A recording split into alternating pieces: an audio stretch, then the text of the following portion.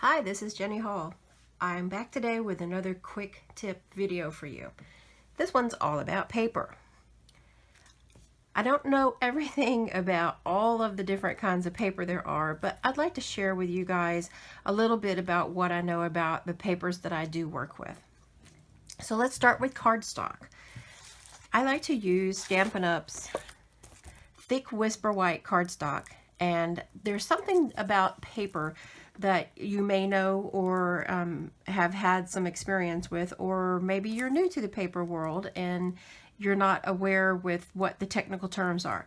So something that you always want to remember about any kind of paper is what the weight is, and that would mean the thickness or heaviness of the paper itself. Thick whisper white cardstock from Stampin' Up is 100-pound paper. And that means that this 100-pound paper is much more heavy and durable than some of the other papers that are made that are less. This small piece here is a piece of the Whisper White 100-pound, the thick cardstock. And this is just a piece of regular cardstock. Now, I'm not sure if you can see how easy it moves and flicks, but it's a very lightweight card. There's nothing wrong with using this cardstock, but it definitely has its place for you to use it, and then a place for you to use the thick.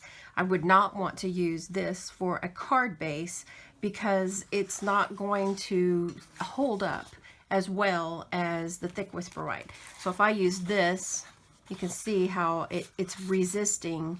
It's going to be a much more nice, firm card base than would be this piece of paper here. Unless you're comfortable with having your card, it's going to, in someone's hand, it's going to be more flimsy. Let's use this card for an example. This is crumb cake regular cardstock from Stampin' Up, and I'm not sure if you can see that this cardstock is, it's quite durable and it feels very comfortable in my hand. I did use some of this on this bottom layer here that's glued directly down to the crumb cake because I wanted to be able to demonstrate to you that there is a right time when you can use this kind of a cardstock that's much more thin, flexible, and it's also usually comes in larger packs and it's more affordable versus the thick Whisper White cardstock. However, the thick Whisper White cardstock is what I used on the letters here on these little pieces because I wanted it to have some body to it, to be able to stand up to what the manipulation of what I had to do to the cardstock.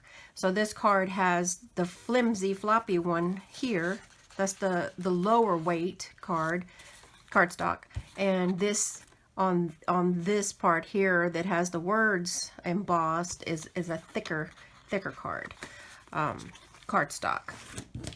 So this 100-pound makes a difference. That's something to always pay attention to whenever you're working with any paper, especially whenever you're going to spend your dollars. You get to choose how you spend them.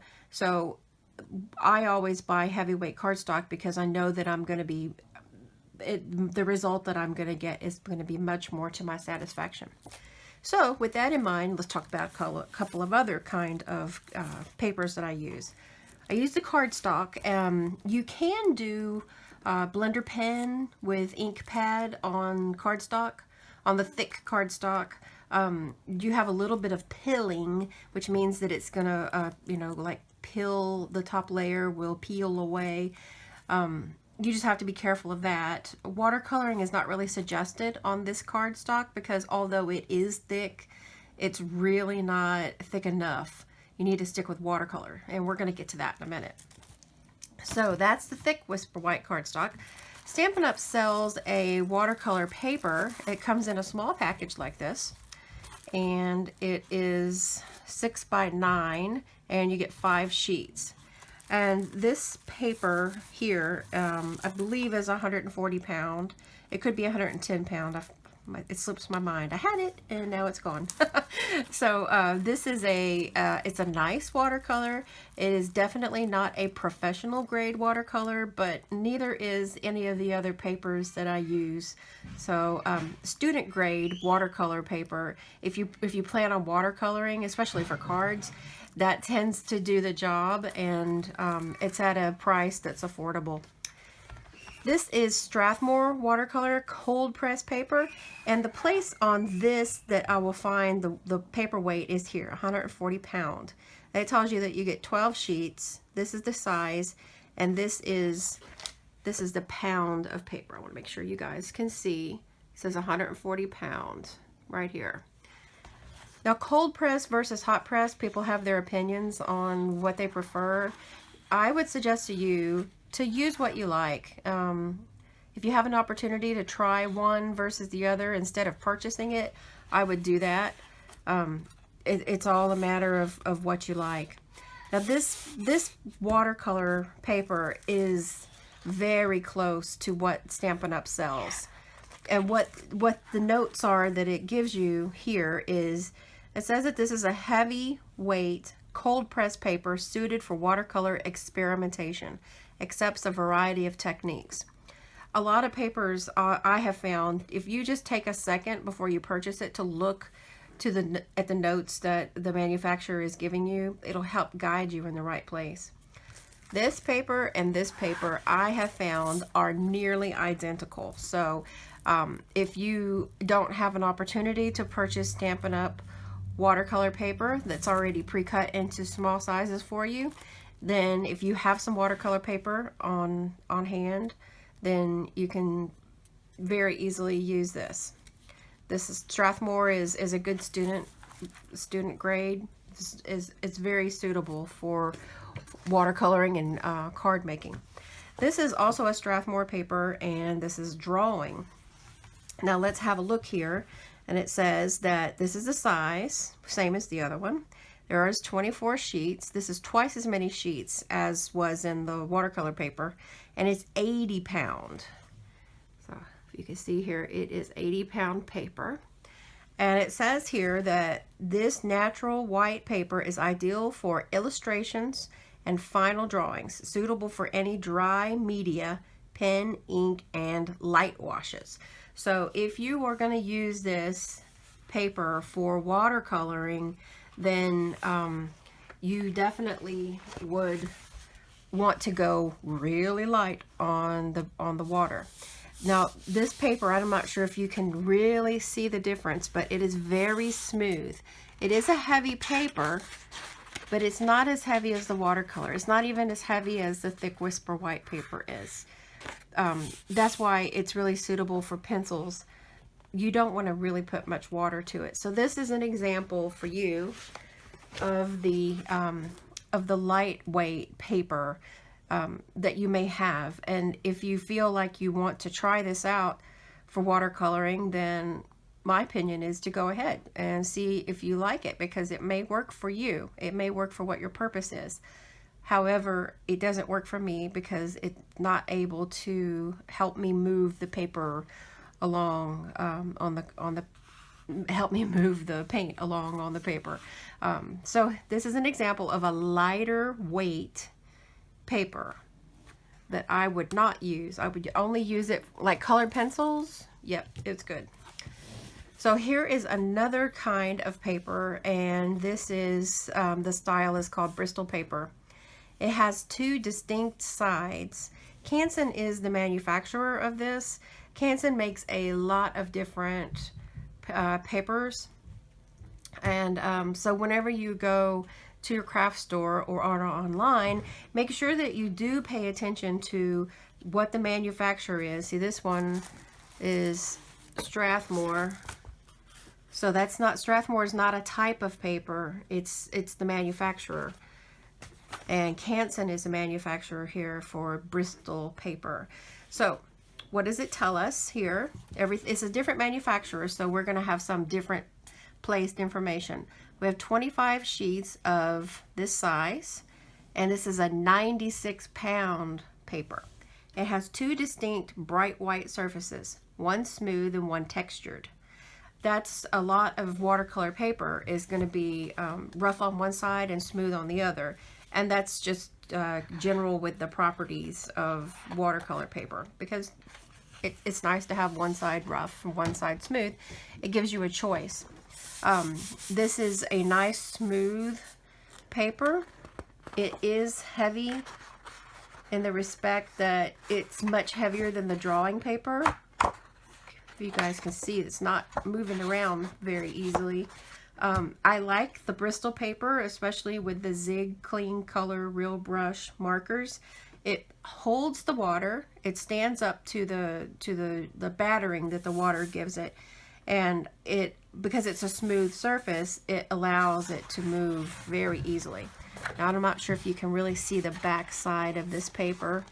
It definitely has a texture to it, but it's still a light texture in comparison to the watercolor paper.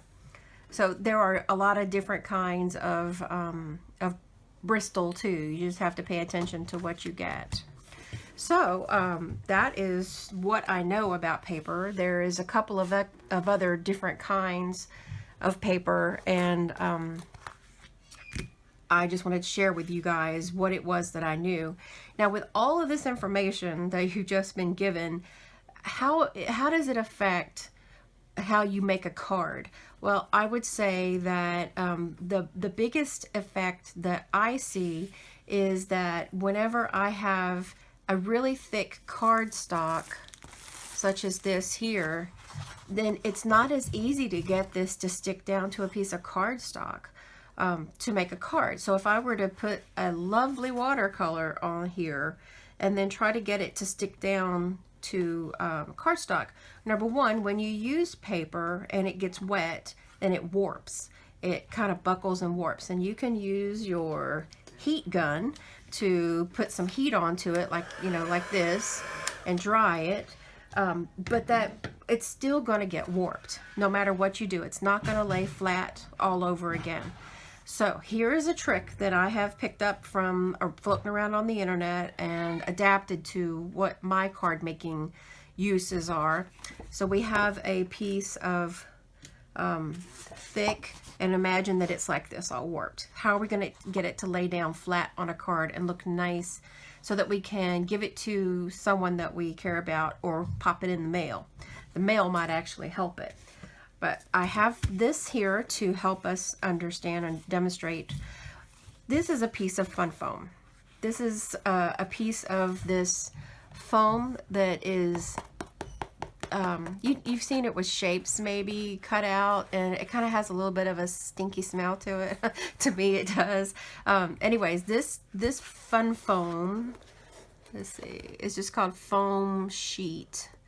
It comes from the craft store.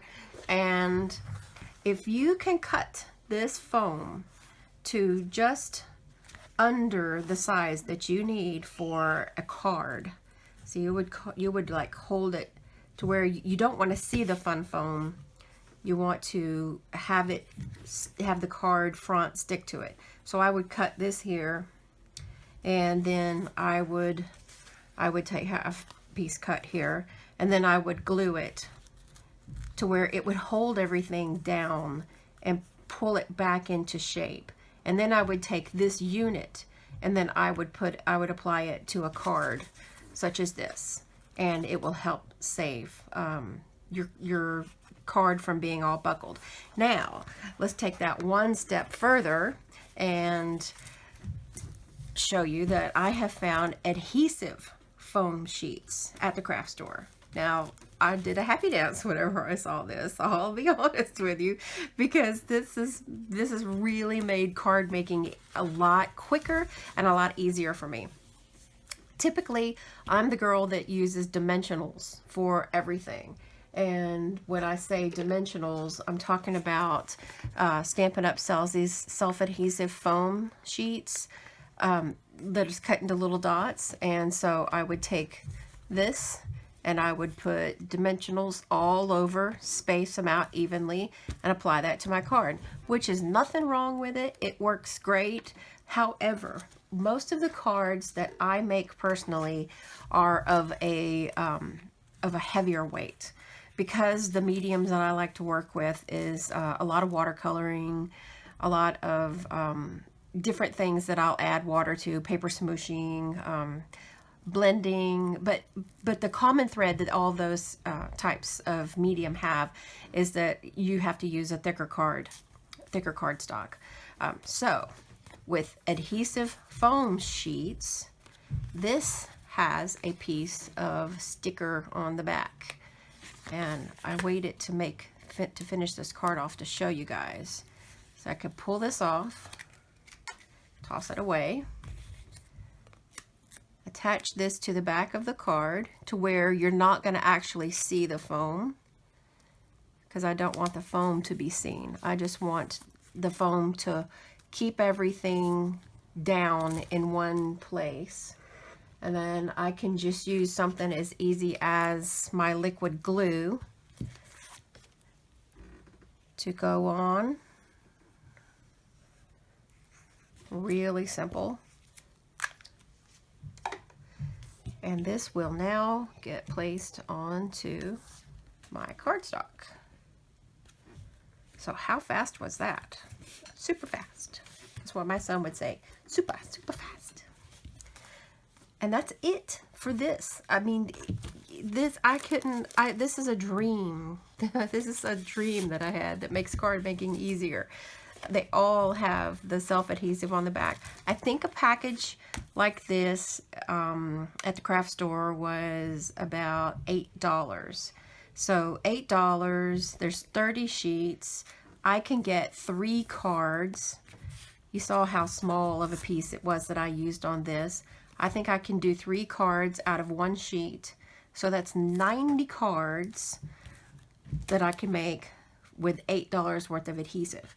Now, something else that I was using before is, if I can find it over here in my carousel, is foam tape. And foam tape is great. I really like foam tape. Foam tape will help me to hold down everything. And this is what I was using along with dimensionals. And I still will use the foam tape, especially it has its uses and has its place. However, this takes the place of what I would do with my foam tape, because I've got a card made here. You can see, because this is still wet, you can see that this is stuck down to my card front. It's working out great. And if you really want to, you can find different colors of this. I just went with the first one that I could get, and you can see that it has some neutral colors and some bright colors. I have used this stuff also with Thinlits dies to cut words out, and it already has the adhesive on it. So when you work with an intricate, as long as you can get the intricate die to cut through this, then it's already sticky. And then that wonderful, it's already sticky, and you just stick it straight down. So anyways, these are some of the things that I thought you guys would benefit from being able to have shared with you. And you can see that this card is sturdy. It's fun foam. Fun foam is the best. I don't smell it though, because I'm not really digging the smell. It's kind of stinky, but anyways, that's what I know about paper, and now you guys know what I know. And I want to say thank you for watching this video. I would appreciate if you could give it a thumbs up, and I'll see you next time. Thanks.